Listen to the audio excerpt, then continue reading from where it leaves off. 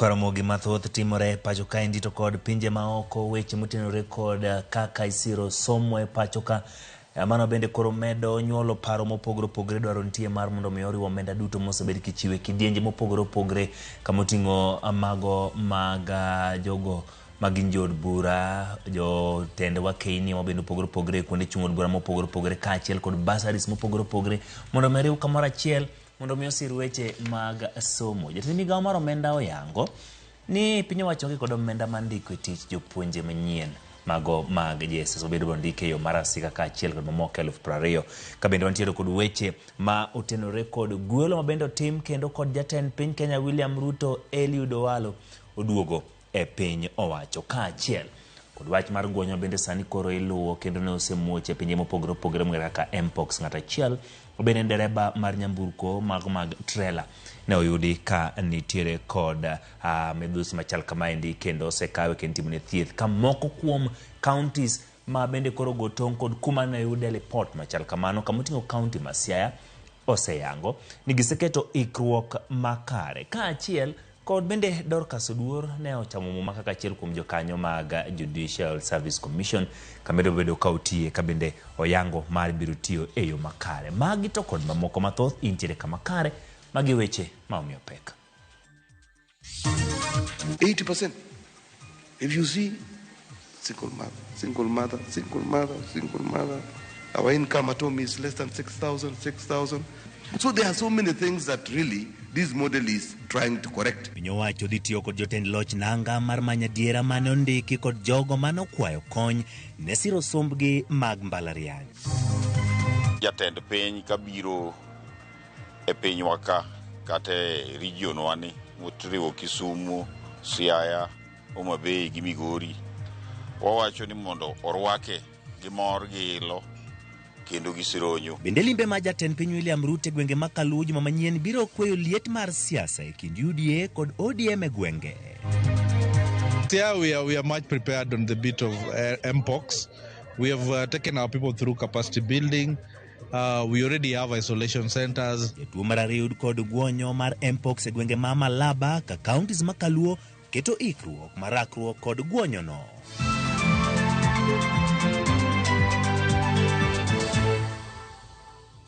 Erokamano kuom Ramogi TV, layo matudruok gin mago moyaw kendo nyalo tudri koda kirona paro magi ma opogore opogore. Nyinga Ochieng Emmanuel, jaloko marwa en Elizabeth Otieno, bed kode chakruok nyaka giko.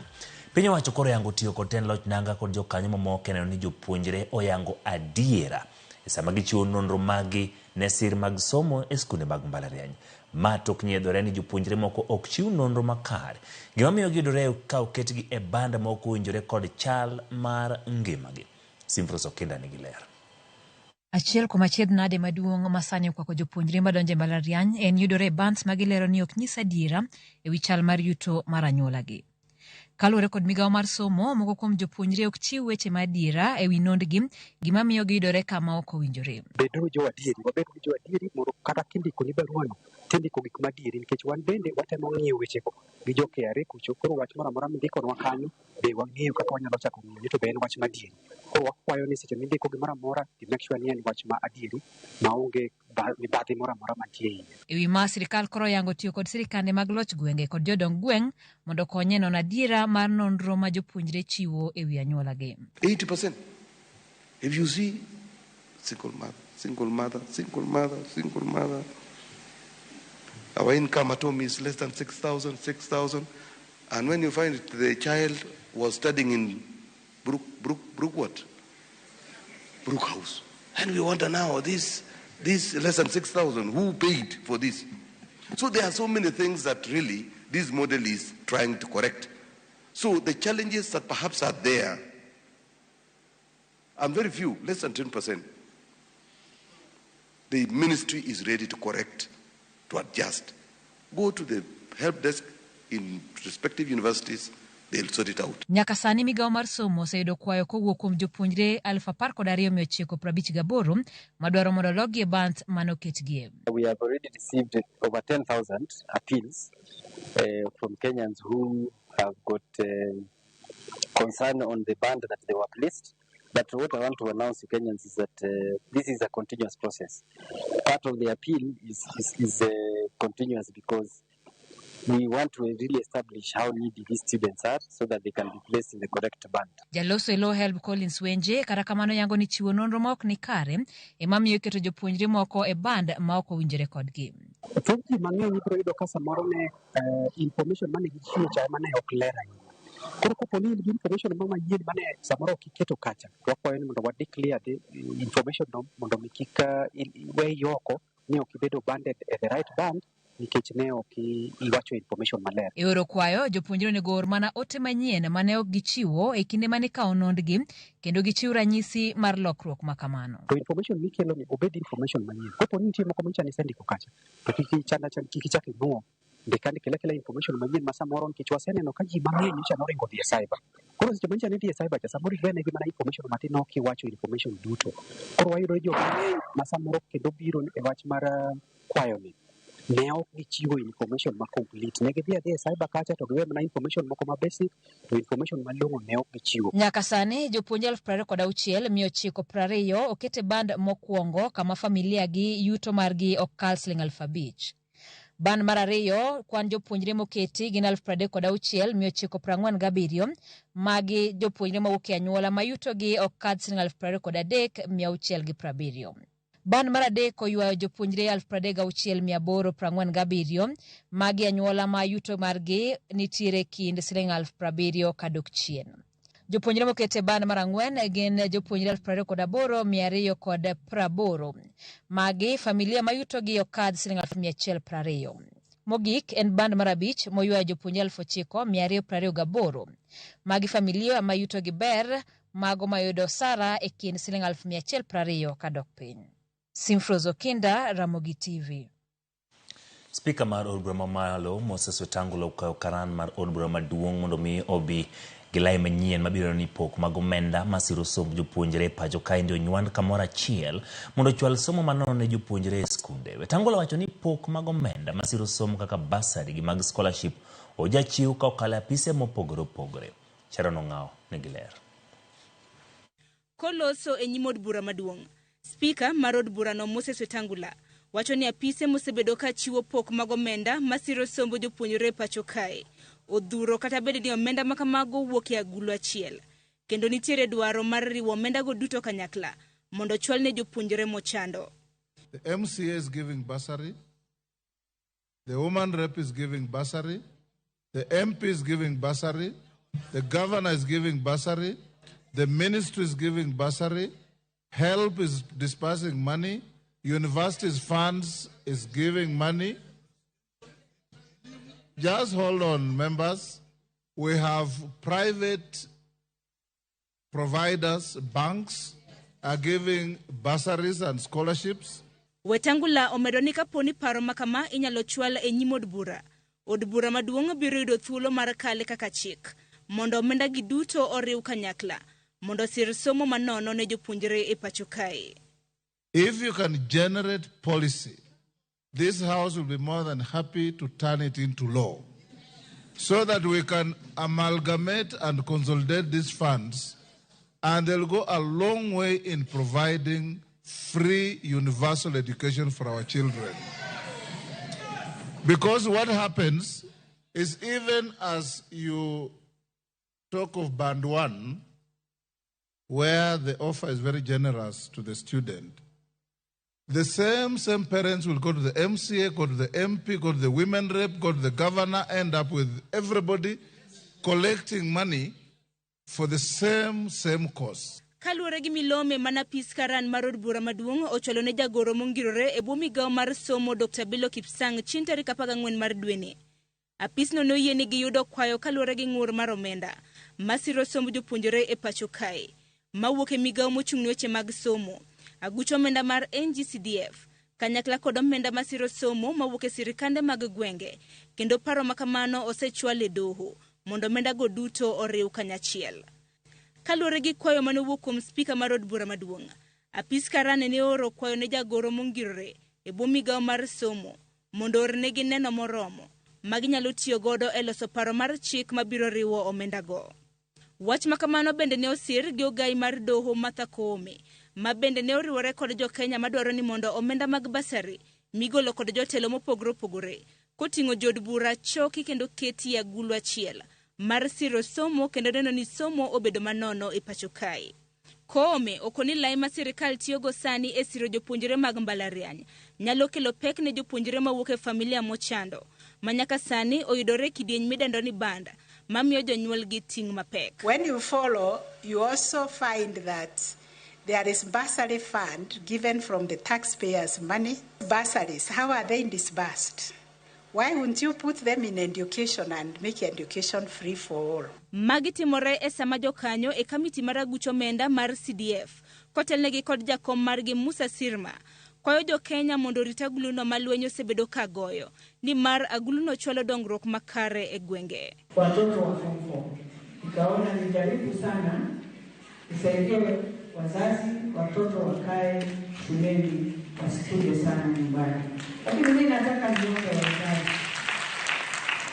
si ati nikitoa hivi na wewe uende ukae nyumbani, enda utafute kidogo uende umalizie mtoto akasikuje nyumbani. Haina maana mimi nifanye na wewe ufanye mtoto arudi nyumbani. Tuko pamoja? Tuko hapa kuhakikisha kwamba kazi ambayo inafanywa katika constituencies inafanyika vizuri, kwa maana sisi ni wasimamizi. Mheshimiwa Beatrice ni memba wa kamati ambaye mimi ni mwenyekiti, na nataka niseme yeye anafanya kazi nzuri. Sharon Ong'ao, Ramogi TV.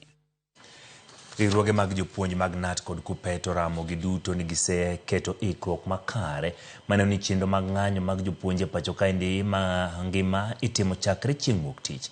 Gigonyo okang' mar piny owacho rem chopo moko kuom winjruok mane gitimo ema koro chuno gi bago ng'anyo no ma giwacho ni biro dhi nyime nyaka chieng' piny owacho chop dwachgi. Joja oko nigi ler. Jopuonj e pacho ka oramo moumo gi piny ni ng'anyo magichano bago chieng' wuok tich juma manyien biro dhi nyime maonge gima biro geng'onegi. E kaunti ma Siaya, jokanyo no e riwruog jopuonj mar NAT ne okwayo jopuonj manie sikunde mag ji giwegi mondo mi wuoth kodgi kanyakla e ng'anyo ma kamano magikoni biro dhi nyime e pacho ka mangima. To strike mwadhiye ni en gima wadhiye nikech makosa ma sirikal osetimonwa. Wasabedo ka wan lenient warito wach maber to chopo point modhiri nyaka e wall nyaka kore ne kaka imove. Erarieda ka wawacho ni mugomo mar jopuonj nitie makod ndeke ni kod ikethni mugomo mar jopuonj nitie. Jomoko nyalo paro ni wan waonge nyithindo, wan ma nyithindwa ng'eny kuro, kata jok masomo e skunde ma ji giwegi wakwayou nu konywa nikech jopuonj ma ondikogo gin be mwaloso negi yo makaeni. E kaunti ma Meru, jopuonj go koni ok gimor gi okang' mane piny owacho okawo mar koni ok ginyal ndiko jopuonj duto ma gidwaro e tich, ka bende giramo ni riwruoge go ema oluongo ng'anyo kendo ema biro chungo ng'anyo ma kamago. They have said they are not going to employ more teachers. And this is where we are calling even our parents to understand that their students, their pupils in the school, they will have no teachers to teach. And therefore, our teaching staff they are understaffed. We will be receiving instructions from the unions until when the strike will be called off by the Secretary General. Don't listen to your principals. Don't listen to the employer. Don't listen to the media. Don't listen to the government. Ng'anyo maket kod mano ni bende olandi gi jopuonj mawuok e kaunti ma Elgeyo Marakwet madwani piny owacho ketie timu weche 6 madongo manyocha giwinjore. Tungependa kuomba TSC iangalie tena upya na ielewe kwamba Marakwet imesimama wima na kusema kwamba hatuwezi kukubali kwenda darasa Jumatatu. Tuko na nyongeza yetu ya CBA 2021-2025 ambaye serikali hawajamaliza awamu ya pili, na hiyo ndio kikwazo moja ambayo imetufanya tusiende shule Jumatatu. Magi timore kama kuom jood bura e kaunti ma Nyamira to ne okwayo duol mochung'ne ndiko jopuonj Teacher Service Commission mondo mi obed piny gi riwruoge mag jopuonj go eko mar twak ewi kaka ginyalo gayo ng'anyo ma kamano. Muongee, kila mmoja aridhike, alafu murudi mkuje muingie madarasa mufundishe watoto wetu. Sisi tunataka on Monday schools zote mahali popote siko watoto wetu waingie na pia wapate walimu hapo. Hawa viongozi wa walimu KUPPET na NAT, at least we give dialogue a chance, kwa sababu tunajua watu wetu wameumia kwa muda mrefu. Solidarity! Yes, solidarity! George Aoko, Ramogi TV. Jatend migawo mar omenda John Mbadi wacho ni piny owacho onge kod omenda moromo mandiko jopuonj mag JSS. Mbadi mani loso wang' jowi mar Citizen olero ni omenda mosechwal ne duol mandiko jopuonj TTC okoromo ndiko jopuonje go asika kod medo jopuonje mamoko 20,000 mosebedo kadhiro mondo mi ondiki tich. Mbadi wacho ni omenda mantie gie sani magisechiwo ne TSC en mar chulo sara kod omenda mamoko mabalang' manitie winjruok. Recently, there was a Supplementary Appropriations Act that also spoke to that. Are resources available now? Or what? No. We don't have resources for recruiting JSS teachers on permanent. That would be lying, and we don't have resources for the additional 20,000. That was reduced in the estimates. There was a mention, from the Departmental Committee of Education, but the final figure that was carried to the budget doesn't have it. So it's there's a shortfall of about 13 billion shillings, yes. Shortfall. So how much was availed in regards to the JSS teachers? Would you know? There's no money availed for... No money availed for conversion? No money, unless now we again do budget adjustments, which... we really don't have that space as we speak. So we all know that this year is a year of serious challenge. We are trying to manage the budget. Ka owadhi nyime weche mag gwelo, jatend piny William Ruto jambo makawuono ogwelo ji adek lemo mopogore opogore piny owacho tok puoth mar duol ma ochung'ne ndiko jotije piny owacho Public Service Commission. Elido Walo oyier kaka jalup jatend jotije kar jot ma jatend piny kabino biro bedo koluwo kendo konyo Felix Koskei. Moses Kore oyier kaka jachiw rieko duol mar chenro mag uchumi ka Dennis Itumbi oyier kaka jatend uchumi mag Talanta kod chenro moyiedhi. Walo ne jatend migawo mar tudruok ka Moses Kore ne jatend migawo mar ohala kapok oter e migawo mar tije piny owacho ka tok mano to ne oteng lwetgi mogo e tich e kinde mane oriemb jotend migepe duto.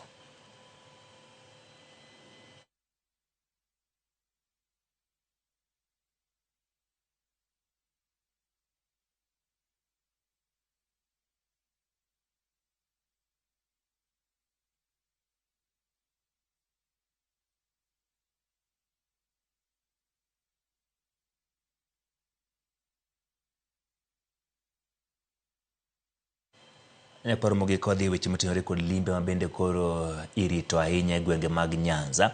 Jatend piny Kenya William Ruto chako limbe mare mandalari e gwenge mag Luo Nyanza juma manyien.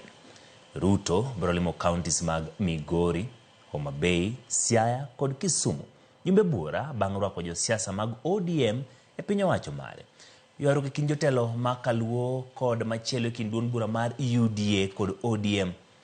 Kata kamano buogo rocho limbe machal kama. Chris Owino kolono wachni.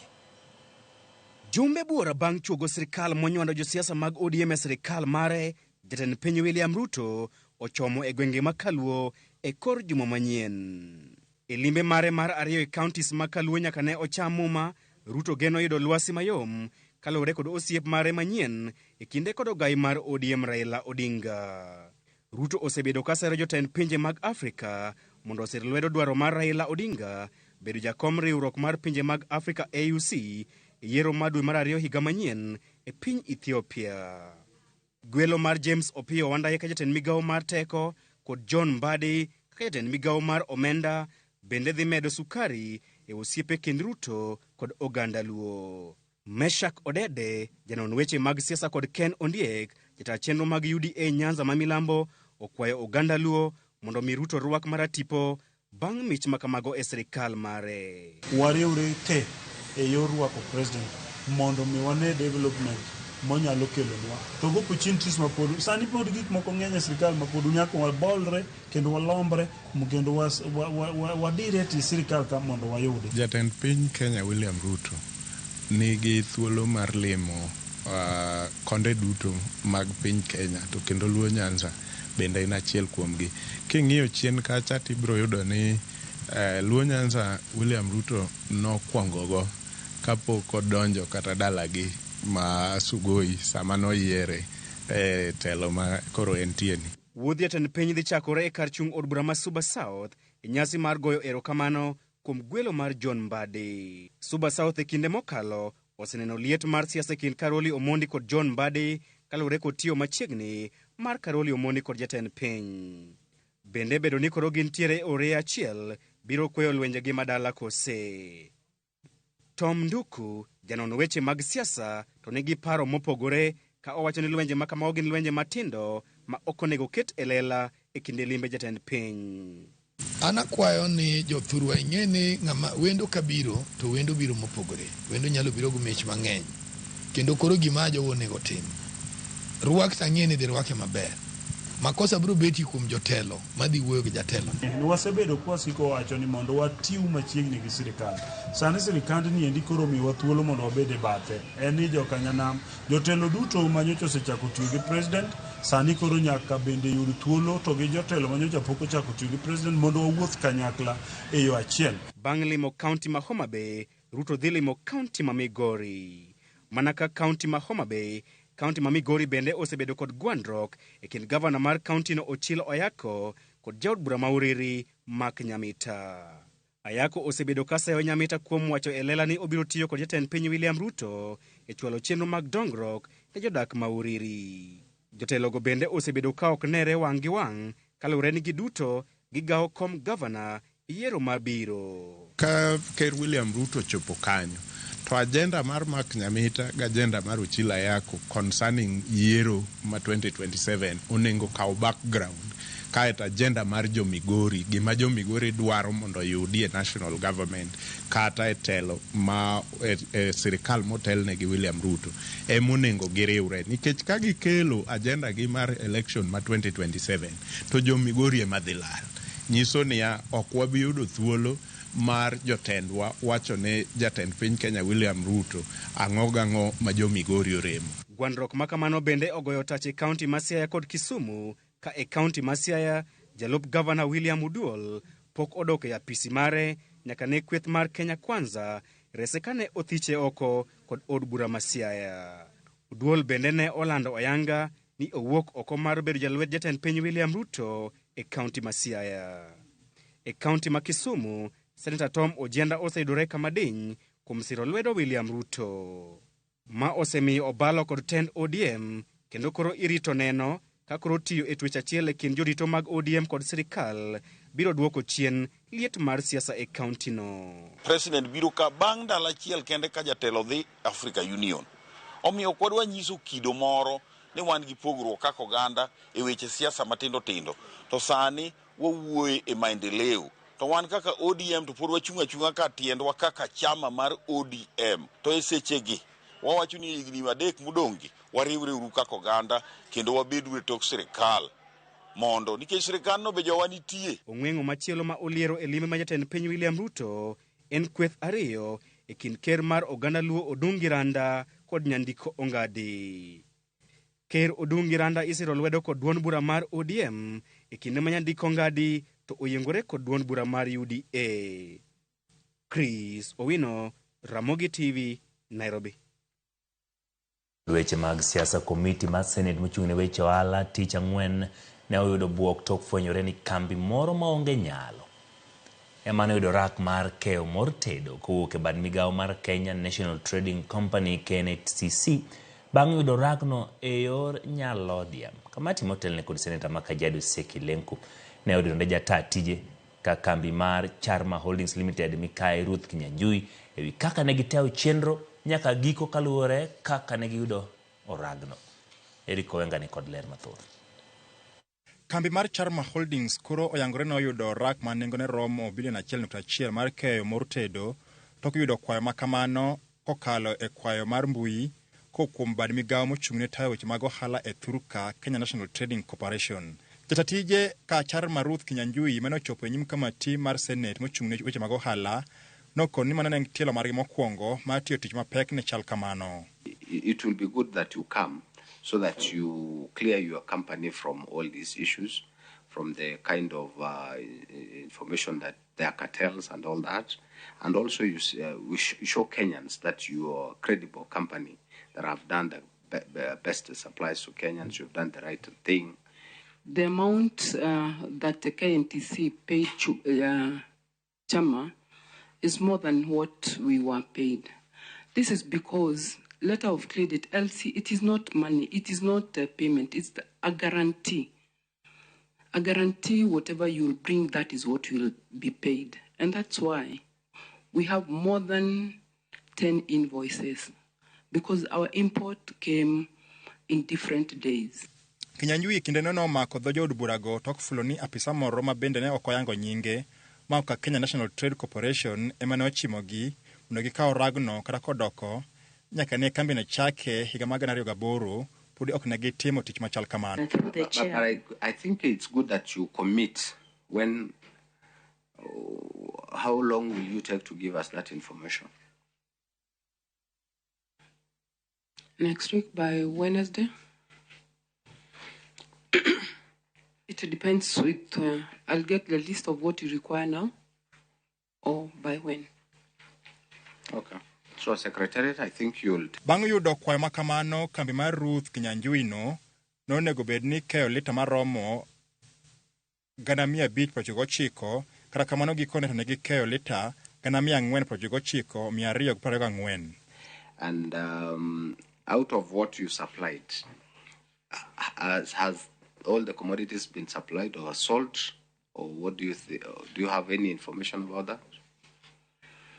No, what I know, there were about 25 containers that the document came late. And since the KCB did not accept the documents, we also returned the document to the shipper. So I don't know what they did with that oil. Senator Kia Mtata gi nyawadgi ma Marsabit Mohamed Chute nohum gimomiyo bad migawo ma KNTC ne chuno gi nyaka gibimana Charma Holding tich mar keyo modhigo. Kendo bende Senate ne gombo ng'eyo ka Charma Holdings ema kuom kambi ma itiyo godo emedo ka achiel gi ng'awo nengo mar keyo modhi.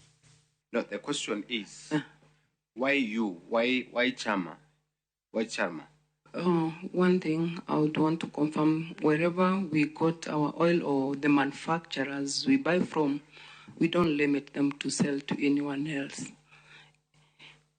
If anyone want to sell, because they're not our own manufacturers. Korka koreto manager mar Kenya National Trading Corporation Lucy Anangwe to noto ni kembe adeka moting'o Charma Holdings, MS Multicommerce, FZC, gi MS Shehena emanomiyo rak mar tiyo tijno gi piny owacho. Kata kamano bende fwenyore ni kambi mar Multicommerce en ma ok piny maoko kendo ne oyange Kenya kae dweche 4 mokalo bang' chopo winjruok kod Kenya National Trading Corporation. Eric Owenga, Ramogi TV, Nairobi.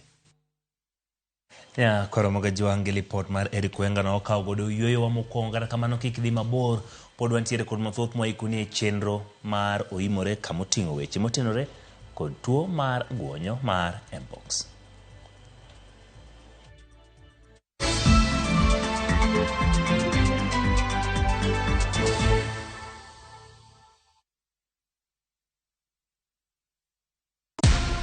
Shabiki, jiomoshe na Shabiki Aviator leo and win up to 500,000 Kenya shillings in cash prizes. Alafu usiki kucheza Aviator mazeni as easy as 1, 2, 3. Log into shabiki.com na udeposit pesa yako, sawa? Then click on Casino tab. Select Convert Chips, alafu select option ya Buy Chips. Weka amount unataka kutransfer. For example, 50 bob. Kisha click on Buy Chips ili kuconfirm. Sasa uko sorted. Click on Casino na uanze kucheza Aviator game. Kaza ndege yako to the highest multiplier, then ingiza wins zako na bado ubebe over 500,000 Kenya shillings in cash prizes. Jiomoshe na Shabiki Aviator. Not for persons under the age of 18. Authorized and regulated by BCLB license number 428.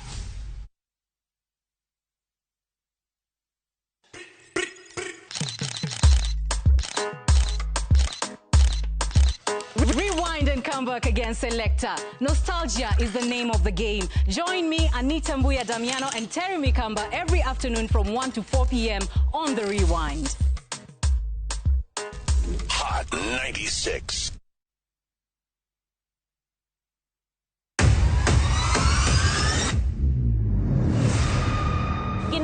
Makelo dongruok mopogore opogore. Don't speak on our issues as women. Let us be the one to speak. Kaka gikete ratil, familia kod tijegi. People's power!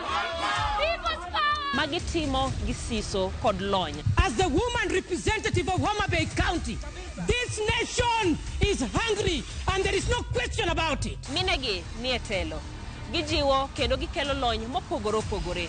Mentorship en gimoro ma important kabisa.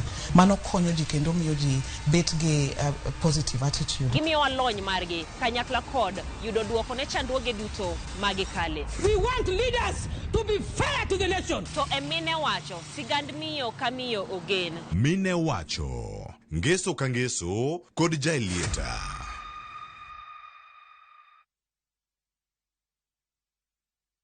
Kidliek no achiel maber nigi achiel marach.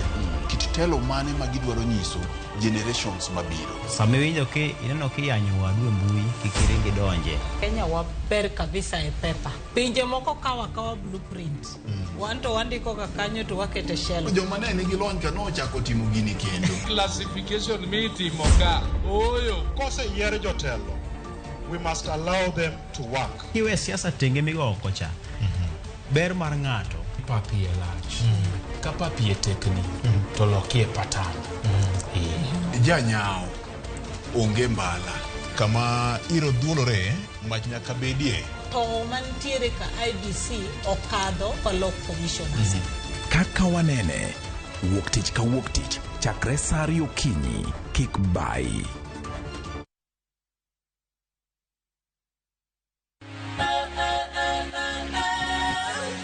Ok wanyal rito mondo wadhi kodi e wuoth mopong' gi mo. Fweny sigendni mabeyo miwuoro.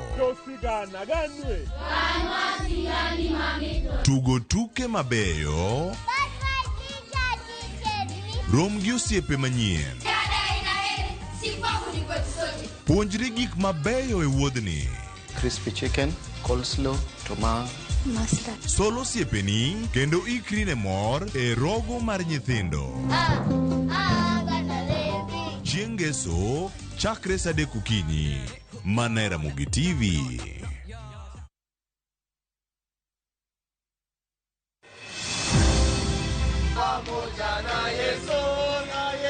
Nyakwa Ramogi. Muma wacho ni kama ji ariyo kata adek ochokre, Nyasaye ni e kindgi. Sabato kamae, town kai bedo gi shida mang'eny. Koro afadhali bi pondo ti Nyasaye ka. Kae en kar lamo jogo ma ochando chiemo, pi, lewni, kendo onge kata udi magijotie. Sasa mimi niko na zaidi ya 30 years nikiwa kwa street nikilala nje. Sigana ni biro ni Ramogi TV, chieng' ngeso tarik 24 dwe ni mar 8. Ka ikelo ni jafwambo marwa Cynthia Onyango, ka ukoloni matut, kit ngima ma jogo madangni e boma, ka onge udi kata chiemo kalie. Maskara wanatushika bila makosa, wanatupiga tukiwa uchi usiku. Saa 1 gi saa 3 otieno.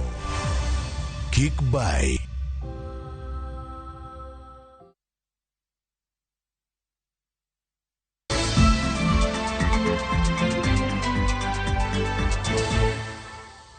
wach mar tuo mosebed kilo machiegni migawo mar thieth oyango ng'at mar ariyo manigi guonyo mar mpox e boma Malaba e kaunti ma Busia. Jatuoni ma en dichuo ma riembo trela oket tenge ka thieth moro kamedo timne nonro kod thieth. Ma timore e kinde ma tend kaunti ma Siaya kokalo migawo mar thieth bende olando ikruok mar rakruok kod guonyono mar mpox. Ponon ranyisi moro nene gwenge ma kon. Director mar thieth e kaunti no Kennedy Oruenjo wacho ni karbiro ni pok gibedo kod report moro amora gisetiego chiwo thieth kendo keto kenge mowinjore mar rakruok gi guonyono. Mantie moikre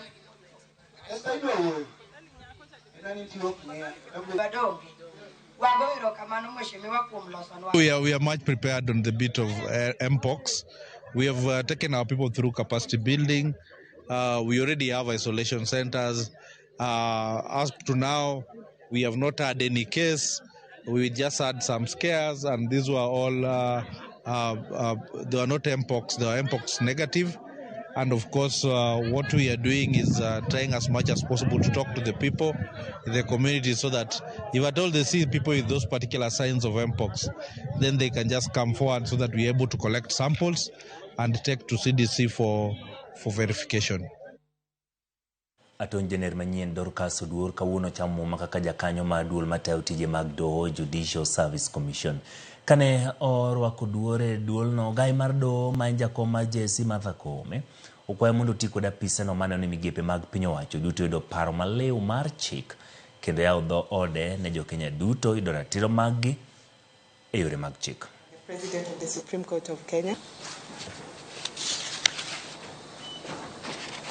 being a member of the JSC, I am supposed also to advocate the executive's expectation of all of us.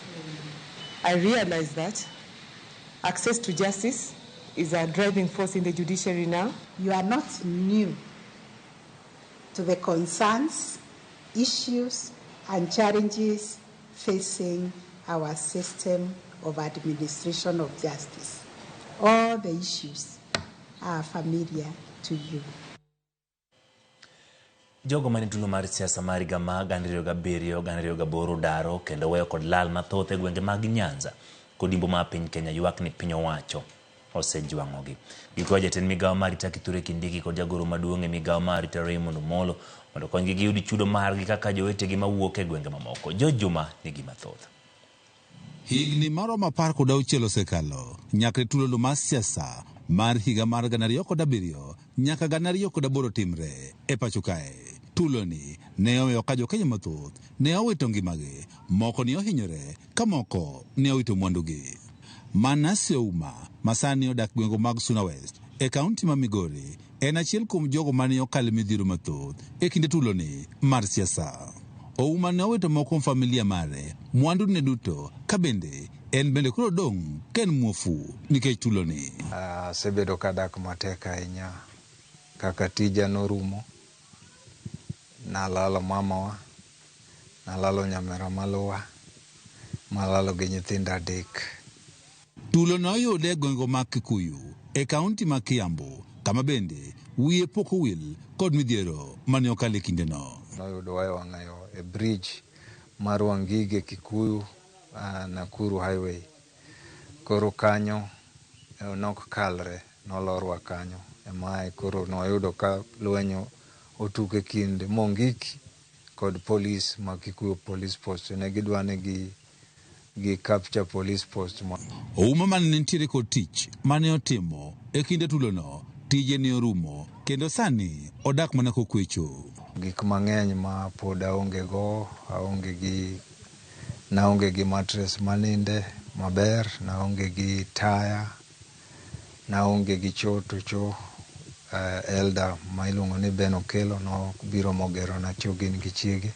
Owacho ni kata mana nyuolne ne oringe kendo sani oketo mana geno mare kowuok kuom kanisni kaachiel kod Samaria mang'won. An nanyalo ng'isi ni wedena mang'eny na gik gode liend minwa 2016 kapod an e college mar Jomong'ol. College no bende an mana manyo kenda. Ouma en achiel kuom jogo ma tulo mar siasa ne odaro ma pod to chudo kawuok kuom piny owacho.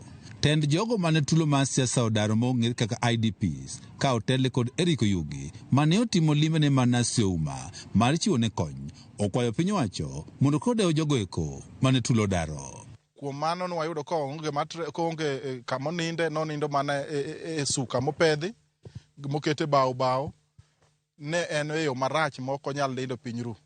Miyo ne wakawo patik nwaloso ne kitanda mwakelone kendo wakelone mattress wakelone unget wabed piny mondo gino tere president budget midhi som dwe mar 9 midwoko e parliament mondo mi wach mar IDPs ni obedie mondo mi jowa mondo chul. Kuonde moko kaka pinje mag Central kucho ne gichiwo pesa, magichiwo lo, mano gede ne jogo. To Kenya en achiel. Dakwa ni sirikal onego ng'iwa kaka owete machal nikech wan dhot achiel ma en Kenya. Jogo mane tulo mar siasa ni odaro mar Logan 12 mawuok e gwego mag Nyanza wacho ni nyaka sani pok yudo chudo margi. George Juma, Ramogi TV, Migori.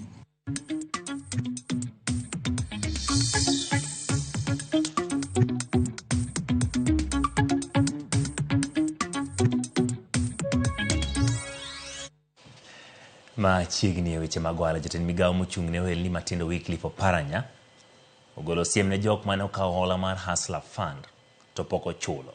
Jatend migawo no yango ni piny owacho chano tiyo kod lony manyasani e pedho kendo manyo jogo mane ok ochulo holano, kendo piny owacho koro chano manyogi nyaka e utegi.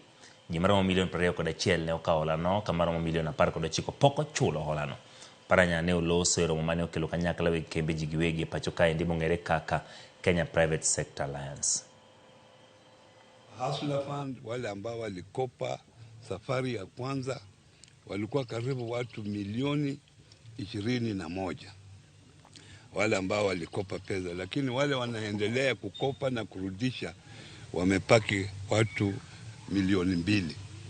Hawa watu wengine wameenda Kombo na wamekalia hiyo pesa. Ukiwa hapa na ujue umekalia hiyo pesa, mimi nitakuja kwako nione ya kwamba wewe unalipa hiyo pesa ndio iweze kusaidia watu wengine. Na ukilipa uko na haki ya kukopa tena. Na tena tumesema watu wakuje kwa ushirika, kwa sababu katika Hustler Fund ile pesa unaweza kukopa zaidi na 50,000. Kora kiani osiepa ma Richard Ochingo godo akiani gini sechule koso Oparanya biro e dhodi. Aya ng'iane ripota marwa Judith nosewacho ni obro konyo Oparanya manyo menda no nyaka e udi mag jogo ma pod ok ochulo oganda chulo Hustler Fund. Ka odhi nyime Johanna Swekra ma uso e alwora ma Kathieth ma Jaramogi Oginga Odinga ma Kisumu koro chien nadi kod dang' ni omako kalore ni dong' mandala 4 kende kuom ndalo 14 mano migi mondo migi dar kuondegi mag uso no tibiro darogi gi thuon. Millicent Adhiambo miwalere wi dwaro mar kaunti ma Kisumu ma daro jogo mabende osebedo ka uso e alworano. Tarik 13 dweni, tend kaunti ma Kisumu kod mar kar thieth ma Jaramogi kokalo e apis mar ngima oganda ne ogolo notis ne Johanna Swekra ma usoga e tie chiel mar osiptalno mondo odar mapiyo e thuolo mar ndalo 14 nono to biro chuno mondo dar gi apoya. Notis makamano yango ni bedo joalago kanyo ka giuso e tie osiptalno dhi ataro mar chik kendo kelo dhungruok ka achiel kod chido mar alwora e kind midhiero mamoko gino makoro miyo idwaro mondo migi dar. Ukiangalia wanasema tuko watu wengi, but ukiangalia kuna spaces ambazo tumeacha. Unapata mtu mmoja anafanya kazi pale, mwingine anafanya kazi hapa, so kuna spaces zenye tumeacha. Ka onge kata ng'amo gero ot, matanyo wach ni ogeng'o ndara. Kar kae ndi onge kata ng'amo gero structure, matanyo wach ni ogero ndara. Kar kae ndi mine gidwaro mara kaka gibe ginya chiemo. Kata kamano johalago to ok oikore mar dar kanyo ka gikoni onge kuma gidar ka gichomo kaluwore ni ohendni magiloko gin mago ma idaso adasa makata kibuye kotergie to gidhi chalo jogo ma onyume nam. An kae chuora to ka nyathina maka barua ni to idhi amba bang' dala 14 kata kuma nyalo dhiye onge Kibuye kumi wacho ni mondo wadhiye ni Kibuye onge nafas minyalo tucho ni tidhi donje gi ndala achiel. Tadiri ma Nyasaye wan waloko wand gowi. Ikawo kichulo to wala moloko okrom kata siling 2,000 ka koro golwa ka oterwa Kibuye.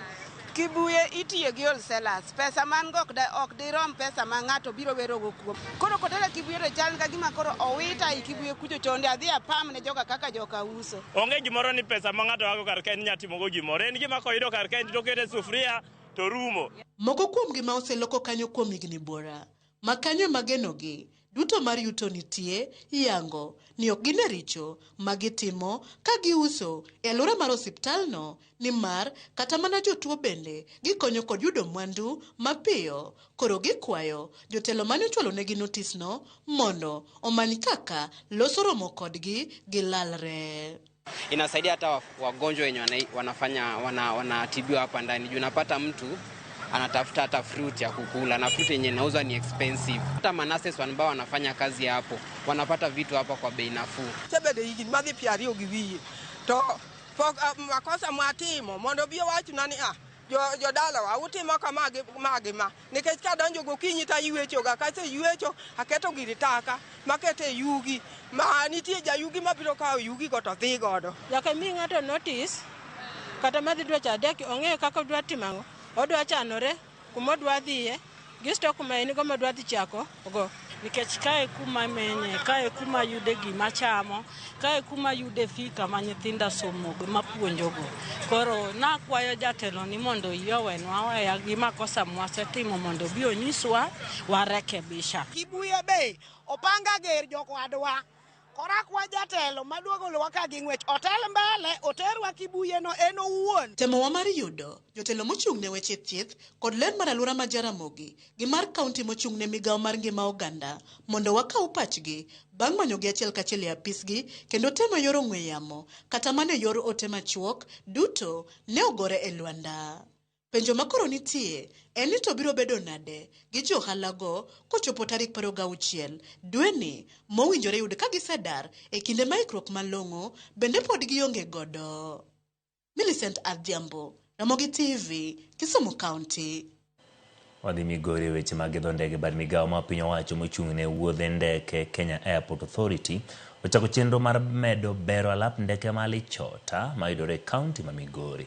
Apisas mowuok e bad migawo no mane olimo kaunti ma Migori kama ne obedo kod romo kod gavana Ochilo Ayako wacho ni gidwaro medo yo ma ndege ringe kapok ochako huyo mong'ere kaka runway kowuok kilomita 1.2 nyaka kilomita 1.7. Director mar Kenya Airports Authority e gwenge ma Nyanza Peter Wafula wacho ni bende gidwaro loso kama welo betie kapok oidho ndege mong'ere kaka terminal manyasani.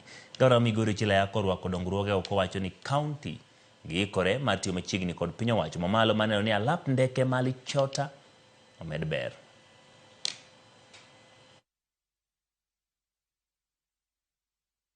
We are here with a technical team on the very initial study of how to grow this to the east of what the county government and the people of Migori would require and aspire to go to. Have agreed that this is the top most priority. You will recall that a few years ago when we came into office, we worked together with Kenya Airports Authority to put up a terminal. The terminal is small, but it is serving its purpose. Aircrafts are able to land, our people are big, but we now need a real terminal that is equal to the size of our dreams and imagination and the hopes of the people of the world. Today we are seeing around 12 flights, 12 planes landing here, and it is just a small runway. So the prospects are big. So as the president comes, that is one of our big dreams. Out of this discussion, we have been informed reliably that plans are underway. Of course, to extend that airstrip to the kilometers we are mentioning is going to be a big program.